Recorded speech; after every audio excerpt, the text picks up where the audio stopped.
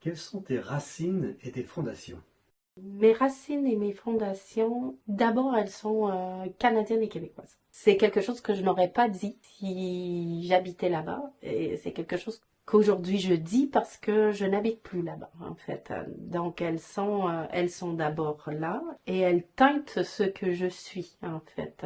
Fondamentalement, l'éducation étant un peu différente, c'est quelque chose que j'ai envie de revendiquer un peu aujourd'hui quand même. Je viens de la ville de Québec même. Tu as évoqué des différences entre la vie canadienne et la vie française ou européenne. Qu'est-ce que tu peux nous en dire? Alors, qu'est-ce que je peux en dire? Je trouve que de façon globale, la société nord-américaine québécoise, tout du moins celle que je connais, en fait, est plus pragmatique, terre à terre. En Europe, en France, il y a plus d'absolu, en fait. On vit tout son travail sur une période condensée dans la journée, par exemple.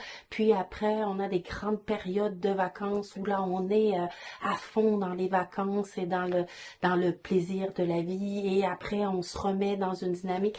La vie québécoise est plus lissée. Les gens ont quand même des moments de fête et des moments de travail, mais c'est plus régulier peut-être, moins dans l'absolu, plus pragmatique, plus terre à terre un peu parfois.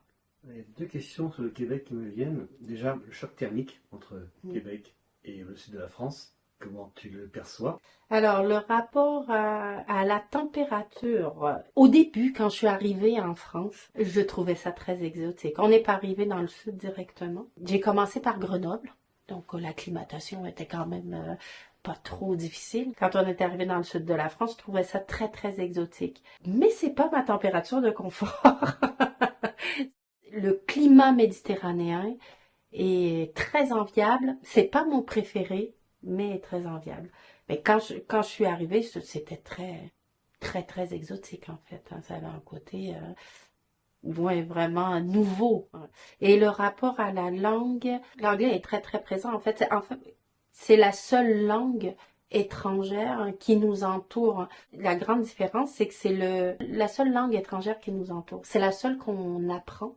Et elle est très présente dans notre quotidien. Alors que en Europe et en France, il y a l'avantage de la diversité.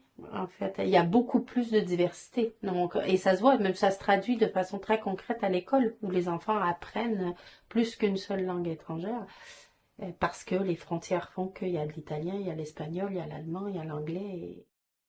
Et comme j'ai eu cette chance en tant qu'immigrée, parce que finalement j'étais une immigrée, hein, j'ai eu cette chance d'avoir un accueil formidable. J'ai découvert plein de choses, de la gastronomie, au paysage, au terroir, à l'environnement. Et j'ai vécu la déchirure après. Après 3 4 ans, j'ai eu un peu le pendant négatif. J'ai eu 2 3 années où je trouvais que tout était mieux à Québec et que tout était pire en France. Puis après, j'ai trouvé l'équilibre.